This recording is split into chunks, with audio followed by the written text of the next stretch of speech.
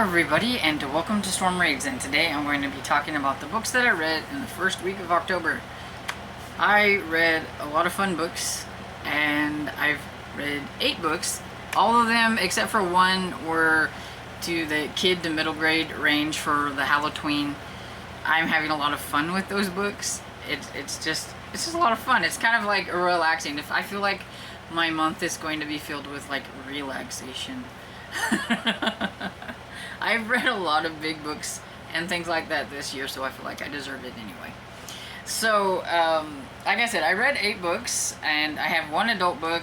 I'm going to talk about all the kids' books first, and then we'll get to that one. And so the first book I have is Infestation by Heidi Lang and Katie Barkowski. I always have to pause whenever I'm trying to say that one.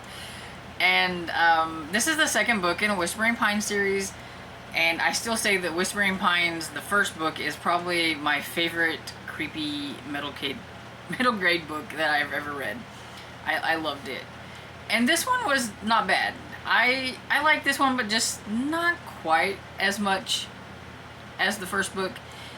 But I will say, if you don't like creepy crawlies, you probably aren't going to like this one as much either. But I don't mind the creepy crawlies. But I mean, you can tell by the cover that there's a gigantic like roach type like critter on the front. And so yeah, that's kind of what this is about, is big gigantic insects. But I can't really say a whole lot about what happens in this book, because it goes from the first book, and in the first book we get a cliffhanger at the end. And so, in regards to that, I can't say a whole lot, but there is this company called Go Green, and something strange about this company, and Ray and Caleb know that there's something strange about this company, but Ray ends up deciding to do an internship with that company, and it makes Caleb a little bit mad, because he knows that she knows that there's something wrong, but so he doesn't understand why she's doing it, because she hasn't confided in him. And the fact is that Patrick, the guy that runs it, is telling her that he would help her find out what happened to her father, and that is like the biggest thing that she wants to have done. In the first book, we find out that her father had run off, or supposedly run off, with another female, and so her and her mother have moved to Whispering Pines, trying to have a normal life, except there is nothing normal in Whispering Pines. The rate that kids go missing in Whispering Pines and nobody seems to care, there's something not normal in Whispering Pines. But so that was too tempting for her, so she had to sign up for this internship, even though she doesn't trust Patrick. She does not trust Go Green. Her other friend, whose name I cannot remember, I want to say it's like Violet, but I don't think that's it, but it is a V word. I don't know. Anyway, she's been acting really, really strange, and so she's kind of curious and kind of worried about her friend and wanting to know what's going on there. And we find out later what's going on with her, which I thought was pretty interesting. We do find out like a lot about what's going on with these insects and how things are connecting with things that happened in like the first one, and there is that part that happened, that's the cliffhanger part that I can't talk about. But yeah, it was really good. I enjoyed it. I give it 4.5 stars. Like I said, it didn't quite hit the 5 stars. I may give it 5 stars on Goodreads just because it was good enough. But for my own personal ratings, I don't think it quite hit the 5 star. For me, it was just a 4.5. But I can't wait for the next one to come out. That's called Reckoning. And I don't know if this is just a trilogy and this is going to wrap it up or what, but I can't wait. I have that one coming to me. It's on hold at the library, and so I'm waiting patiently for it to come in. It may not make it here before October is over. I don't know. If it does, then I will definitely be reading that and adding it to my TBR, which is already massive because I keep adding things. Okay, so the next one I have is Skeleton Man by Joseph Bruchac. This one was okay. I give it 3 stars. I give it 3 stars because it's a little tiny book, but it took me a while to get through it because I just wasn't really that invested in the story, I guess. And it's about Molly.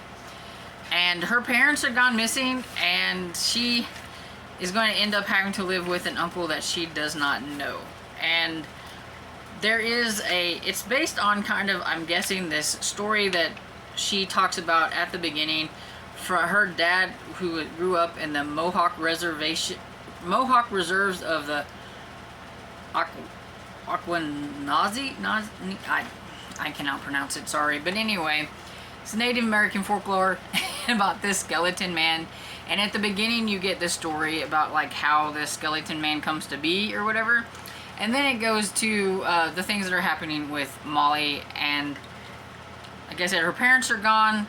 She was found out by some people who are wondering, you know, what's going on. That she's been living with her by herself for like 3 days before she is discovered. And so the social workers end up trying to find somebody to take her, and they find this uncle. Except Molly doesn't know this person, and she, like, you know, really doesn't think that this guy is her uncle, but she doesn't really have a choice. She has to go stay with this guy. Well, the guy takes her to the house and everything, and pretty much he locks her in her room every night and everything, so she can't explore or do anything, and it's always unlocked whenever she gets up to go to school. There's always something weird going on with this tool shed that's outside. But she doesn't know exactly what's going on. She has a teacher that wants to know what's going on. She tries to tell her some things. They try to she tries to help her, but you know, the skeleton man guy or whatever, her uncle, he kind of knows. He's always like a step ahead of her, kind of, and so yeah. So it's pretty much about her trying to get away from this guy that's not her uncle, but says that, and try to find out what happened to her parents, where her parents are. But yeah, I mean, it was okay. There is a second one. I think it's called The Return of the Skeleton Man, that I will probably, because it only has 2 books, so it's like a duology, I guess. So I will give the second one a read to see, you know, what's happening. But then I read Empty Smiles by Catherine Arden. This is the 4th book and the final book in the Small Spaces series. Now, I really like Small Spaces. I've liked Small Spaces, and I can't remember what's the other one. Dead Voices and Dark Waters. I like them all pretty much the same. I think I gave everything like 4 stars. This one, though, I would probably give like a 3.5. I would probably give it 4 stars on Goodreads, but my own like personal rating, it would be more like a 3 to 3.5 because of the ending. And I understand there's a lot of people who have given it like 2 stars and just absolutely did not like how it ended. And I don't blame them, because I do think that it should have had at least probably 10 to 15 more pages to the story to wrap it up a little bit better. You've had this the bad guy, what's the Smiling Man, I think it is, through this whole thing, and these kids have gone through all this stuff, and then at the very end it was just wrapped up too quickly. It's like, okay, it's all done and this is it, and we go about our lives. And you know, why it doesn't, I don't think it really necessarily explains very good, like, why the Smiling Man was there, why all this stuff was happening to Ollie and was it Ollie, Brian, Coco, and Philip, I think it is, or whatever. I mean, like, you know, why is all this happening and things like that. But I did like the story in the sense that it's hard to explain, because there are some things that happen in the previous books, but basically we'll say something has happened to Ollie and they've got to try to figure it out, and it involves like a carnival and these really creepy clown things, and the Smiling Man wants certain things, and Coco and Brian have to try to figure out how to get Ollie. And I can't really say a whole lot more than that, because you just really got to read the stories. I do think the stories are very creepy. I do like them. That's probably, Small Space is probably like my second favorite like creepy middle grade story that I have read. I really liked it. They're good stories, but and I liked Empty Smiles just fine. It's just up until that like very end where it just seems like it drops off. and everything. So I understand why people are mad, but up until then it was a fairly good story. So that's why this one I just think is the weakest one in the series, and I give it like the 3.5, 3 to 3.5 rating instead of the 4 that I gave all the other ones. But I liked it, so I suggest the series. It's good. Then the next one I have is The Collectors by, I think it's called Lorraine? I'm not sure by the way it's spelled. I'm not sure. But Lawrence is her last name. And I read the Stitchers by this one. It was the Fright Watch number 2, probably a couple years ago, and I just like totally forgot about it. Like kind of fell off my radar. And that one was a lot of fun. I enjoyed that one. And so when I was going across things, I found The Collectors, which is the second book in the series, and I was like, oh, I totally forgot about this series. So I grabbed it on audio, and I enjoyed it. It's about Quinn and Matt, and they're friends. And in the first one, they work together to defeat the oldies, which you would have to read the first book to figure out what that means. Anyway, so they're thinking life's gonna go back to normal a little bit, and they're because of things that happen, both of them have been having some really bad nightmares and things like that about it. But now there's some new people have moved into town, taking the place of where the oldies were, and it's these ladies that are always dressed in white. And Quinn really thinks that there's something not right with them as well. She's like hoping they were going to be through with any kind of paranormal kind of thing. But she's just not quite sure she doesn't know what to think about. There's something off about them, you know? And whenever one of her friends, I think her name is Lexi, gets involved with them and stuff, she can tell that her friend's not the same. Her friend is changing. Some things are different. Matt does not want to believe any of this. He is done with sleuthing paranormal things. He wants life to go back to normal. He refuses to believe anything that Quinn says. Which, I mean, I wanted to smack him a few times because, I mean, if you've already gone through this, you already know that there's a chance that something's going to happen. But I understand things frightened him from the last one. He doesn't want to deal with it, but they're going to end up having to deal with it anyway. I think the only thing about this that I think is a little strange is the fact that you had something happen in the first book, and then automatically you have something happen in the second book in the same area.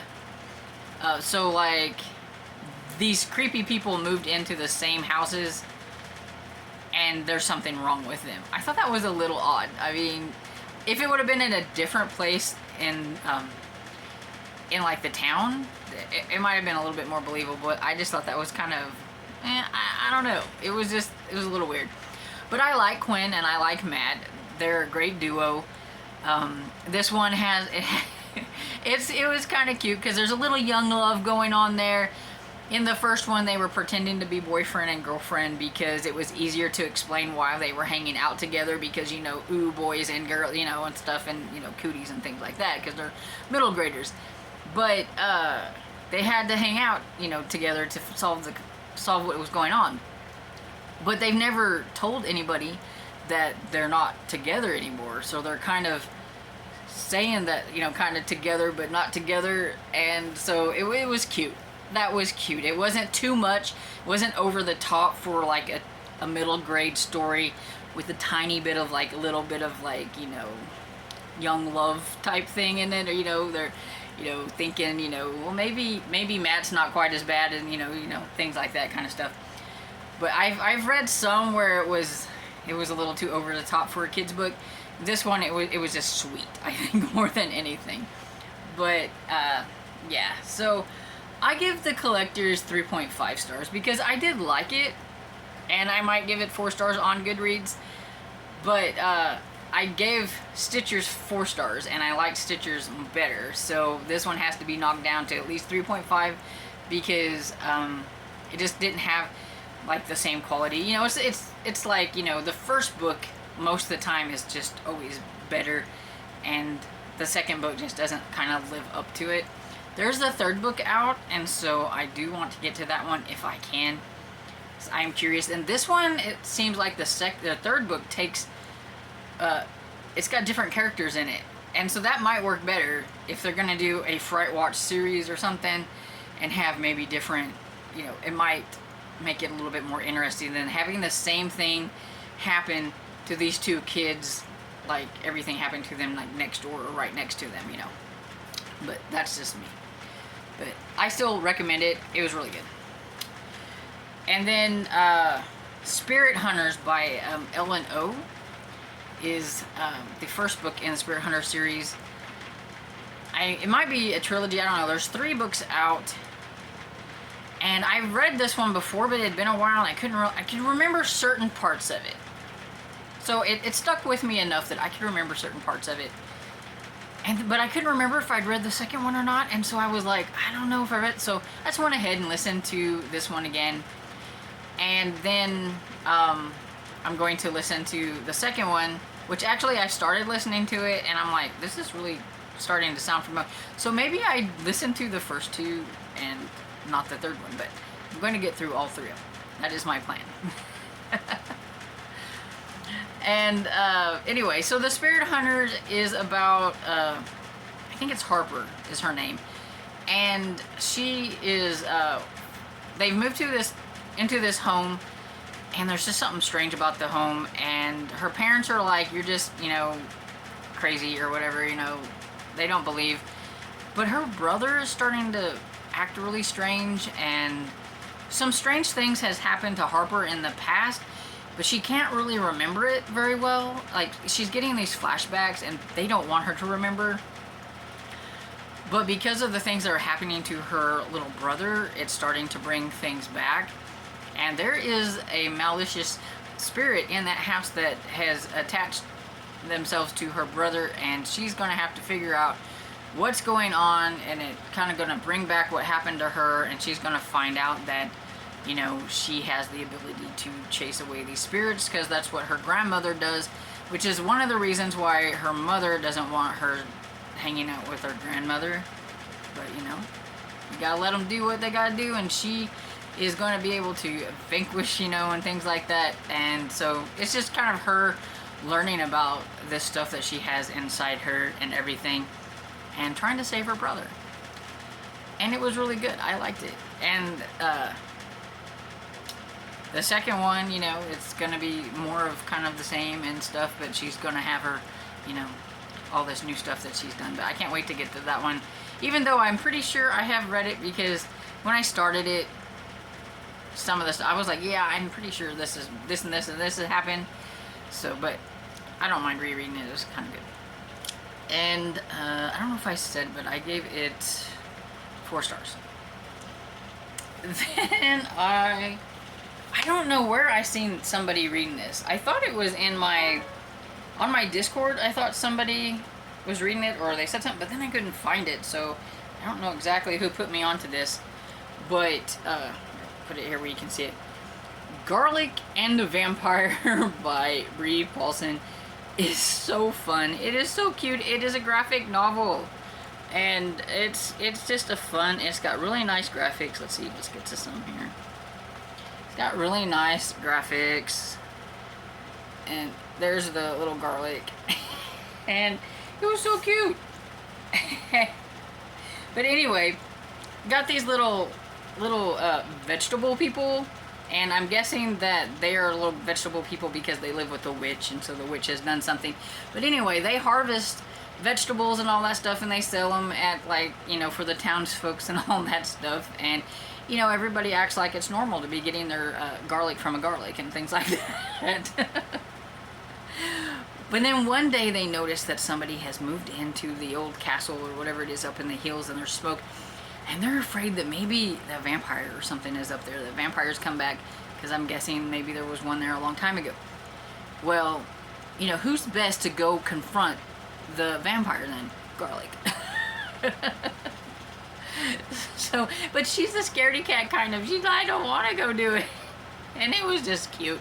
So this is definitely not spooky, but really befitting of October and the autumn times. It's definitely got some fall vibes, and I mean, we've got, you know, garlic, and we've got a vampire, and it was a lot of fun. I cannot wait to get to Garlic and the Witch. But my goodness, this is very popular because the hold on that one said like several months. So I may not be getting to Garlic and the Witch this month, but I can't wait to get to it. And I give this 4 stars. It was cute. If you want a nice kind of seasonal middle grade book that is not spooky but is fun, I recommend Garlic and Vampire. So the next one I have is Wretched Water Park by Kirsten White, and this one is the first in a series, I think, and I'm gonna say this was probably my least favorite middle grade book. It even was a little bit lower, I think, than this one. And it's just, I don't know, it was strange, and it just, I don't know. It's really hard to explain why I didn't really click with this one. But it's about, let me try to think. Theo, which is a girl, and Alex. And they're brother and sister, and they have an older sister, I believe, Will. And, anyway, they've been shuffled off to, like, this aunt that they don't really know. And she acts as if she doesn't know what to do with kids or anything. Like, you know, you guys eat? You guys, oh, you need food? They look in the refrigerator and they're like, yeah, we're gonna need some food. So anyway, she's like really strange, and I don't really know what to think about her. And she has a really weird name, but I can't think of what it is. But anyway, she ends up sending them off to this like water park, and basically once they get to this water park, they have to put this like necklace thing on or whatever, you know, with a pass, and they're not allowed to take it off, and they're in this water park, and it's like they're trapped kind of in this water park.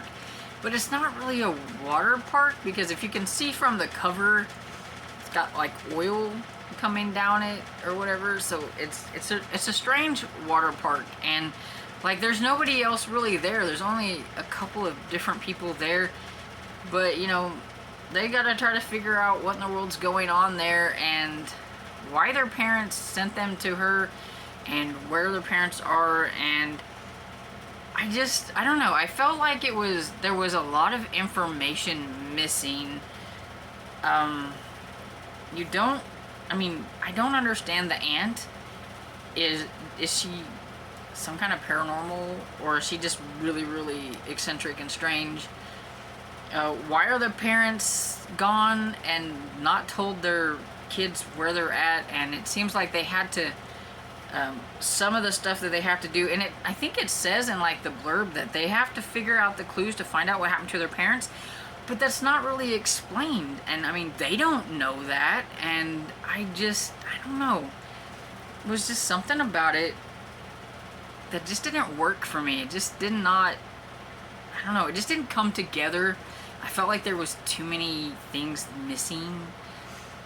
It was entertaining enough, you know, and I will most likely probably try the second one to see what's going on. A part of me is curious on maybe how this is going to wrap up, and maybe it'll make more sense as you go along. I don't know. And I'm probably really not explaining it at all, and I'm sorry, but that's kind of how I felt while I was listening to it. I don't get this. And so I'm giving this one, I don't know, 2 stars, maybe 2.5 stars. It's the weakest one that I read out of the middle grade books, I think. Unless somebody can explain it to me, I don't get it. And the last book I have is the adult book that I read, and that was Witch It Real Good by Dakota Cassidy. It is the 10th book in the Witchless in Seattle series. This is just a fun, quirky series, and if you like cozy mysteries that are paranormal, that are just very quirky and fun, and sometimes a little over the top, this is the series for you. Stevie is a witch who in the first book got her powers witch slapped out of her by this evil guy, And the only thing she has really that pertains to her powers is the fact that she can hear ghosts, which is where she meets Crispin Winterbottom, who was a British spy. And there's a lot of stuff that has happened with Stevie and Winterbottom in all the way through here, so it's really hard to talk about the 10th one without spoiling something. So there's a lot of stuff that has gone on, and so they've got to kind of hide, I guess you could say, because of some certain things that have happened. So she finds out that she has a relative that she didn't know about, and so therefore they're going to this place called Marshmallow Hollow. So if you've seen a series called Marshmallow Hollow, this is where it comes from. It's a spin-off off of Witchless in Seattle, and so this is the part where it spins off, because we meet Halliday into this one and everything, and so it was a lot of fun. But like I said, there's just so many things that I really can't talk about because it will spoil things. And actually, now that I'm thinking about it, this one didn't have a murder. It just really has to do with Stevie and Winterbottom and them, and the stuff that has happened like in book 9 and things like that they're trying to deal with still. And so basically it was that. So there was really no mystery. There was the mystery of that, but there was no murder. I just now realized that. I don't think anybody was killed in the making of this one. But it was still very enjoyable. I gave it 4 stars. I think I have 3 more to go to get caught up until she puts out some more, if she does. But yeah, I like it. And so yeah, that's everything, and I have rattled on quite a bit. Hopefully I didn't get too rambly and everything, but have you read any of these books? You enjoyed any of these books? Let me know down in the comments. If you have any recommendations for spooky or non-spooky kind of Halloween, fallish type middle grade books, please put them down in the comments. I'm always looking for recommendations for those. I plan to have me a nice long list to even go through after Halloween, because that's one of the things that I like is spooky middle grade, fantasy middle grade, and action adventure middle grade. That's my middle grade. I'm not really big on the contemporary stuff, but that stuff is what I like. And before I go, I would like to say thank you to all like the new subscribers that I've gotten recently. One of my goals is I would love to get to 600 subscribers before the end of the year, and I think I'm around 585, somewhere around there. It kind of goes wishy-washy, so I never know, but I'm sort of around there, so I don't have very much to go. So tell your friends. If you haven't subscribed but you've been watching my videos, subscribe, help me out. And anyway, so I hope you enjoyed this video, and if you did, please give it a thumbs up and subscribe, and I will see you all in the next video. Bye.